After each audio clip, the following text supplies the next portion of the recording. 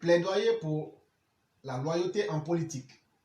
Jeu et enjeu dans la cohésion du RHDP. Lors d'un meeting dans le Bas-Rhin, à l'adresse d'Alain Juppé, son principal adversaire, qui avait exigé des primaires loyales, Nicolas Sarkozy a lancé ce qui suit. Où est la loyauté quand on appelle des électeurs de gauche à voter, à signer, parjure, un papier dans lequel ils s'engageraient à partager les valeurs de la droite? Ces propos indiquent implicitement que la loyauté est adossée concrètement et non pas hypothétiquement au savoir-être et au savoir-faire, notamment en politique. Parler donc de loyauté supposerait un savoir-être ou même encore un savoir-faire. Mais qu'est-ce que la loyauté? Et surtout, qu'est-ce que la loyauté en politique? Et plus singulièrement, qu'est-ce que la loyauté au sein du RHDP? Ces questions introduisent une vertu dans une pratique qui n'est pas moins vertueuse pourtant. Avant d'en donner justification, répondons déjà aux préoccupations basiques si haut.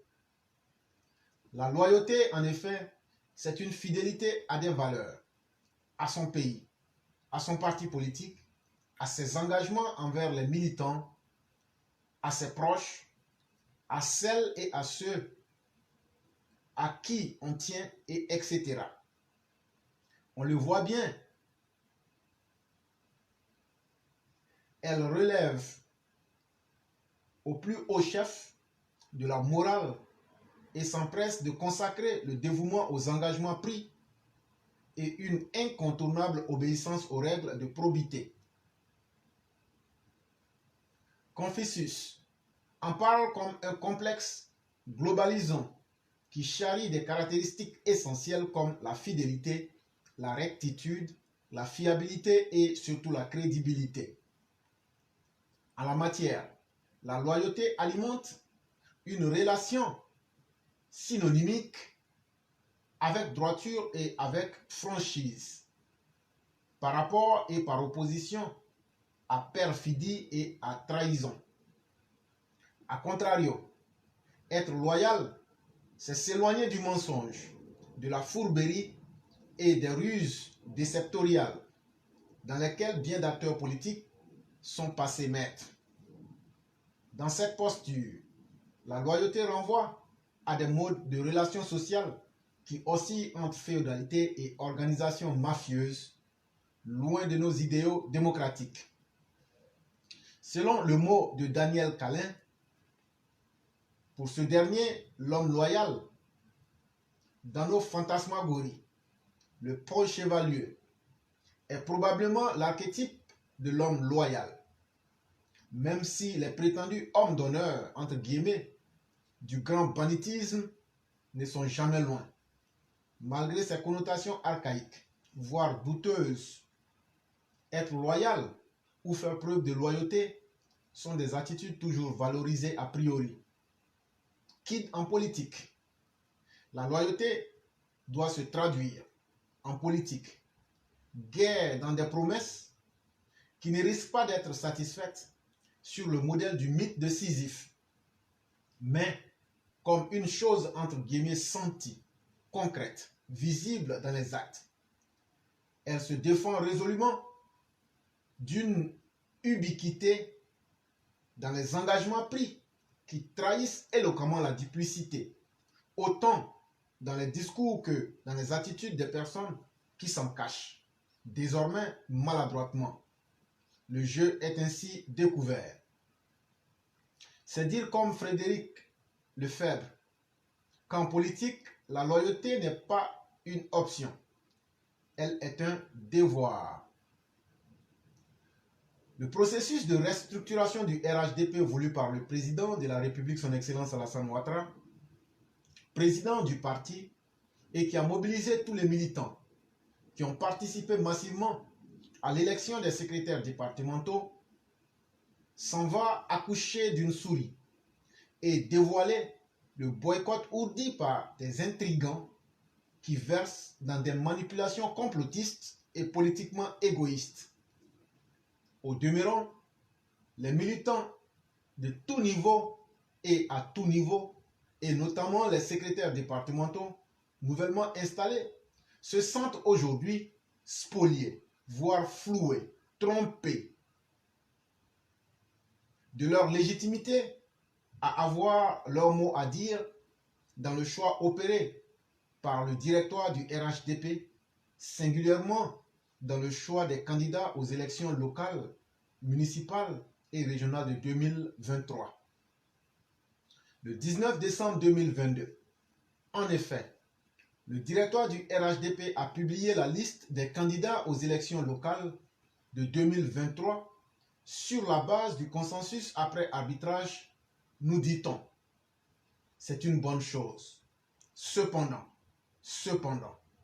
laissant comme un arrière-goût de déception, le choix de certains candidats dans certaines localités suscite des grincements de dents, des révoltes, des soulèvements. Ici, s'entend audiblement un cri de cœur, d'un cœur éprouvé, des militants qui, dans leur majorité, appellent à une alternance au service d'une nouvelle équipe dynamique, au service du bien-être de la population. Ils ouvrent ainsi une route empreinte de rectitude et d'exigence. C'est un appel au respect des canons démocratiques fécondants du libéralisme. C'est à ce prix que humanisera à l'occasion la politique de promotion interne des membres et surtout de tous les membres qui se ressentira sur les visages.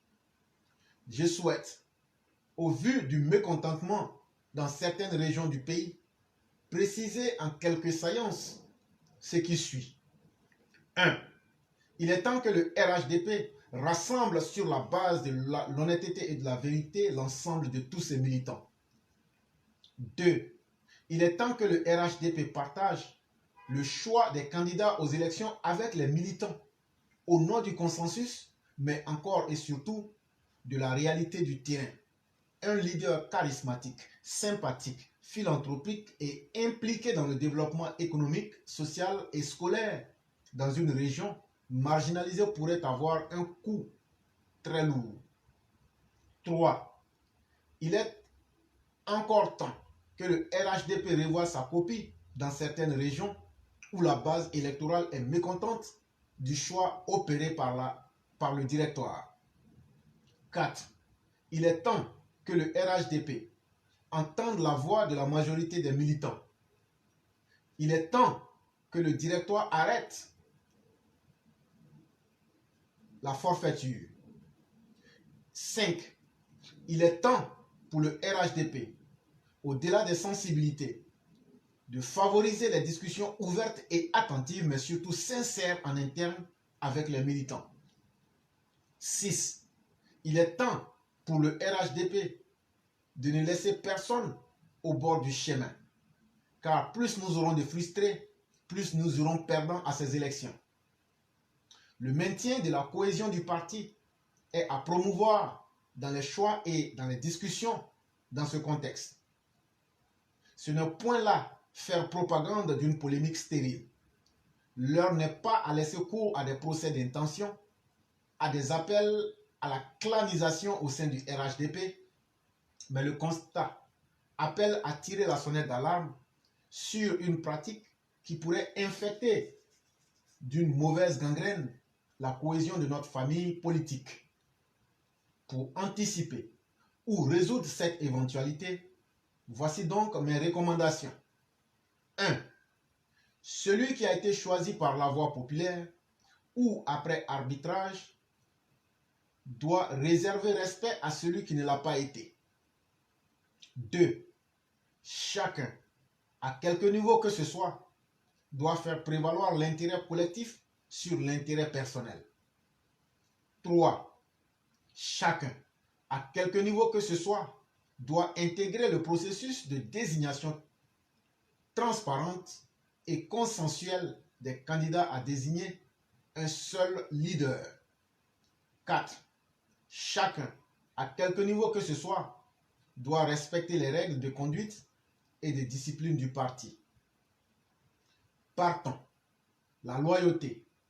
Aucun de nous ne doit relever le folklore sclérosant qui consiste à dire plutôt qu'à faire, mais matérialisé, sous-tend par la saine intention dans des actes constructifs et rassembleurs, dans des discours vrais. En outre, il convient de retenir ad vitam aeternam que la loyauté fait lien et la trahison le défait. Mais cette dernière est davantage que la rupture d'une promesse, la tricherie, une manipulation ou une dissimulation, bien qu'elle les implique parfois. En référence donc, lisez Loyauté politique et trahison au XXIe siècle. Quelle actualité!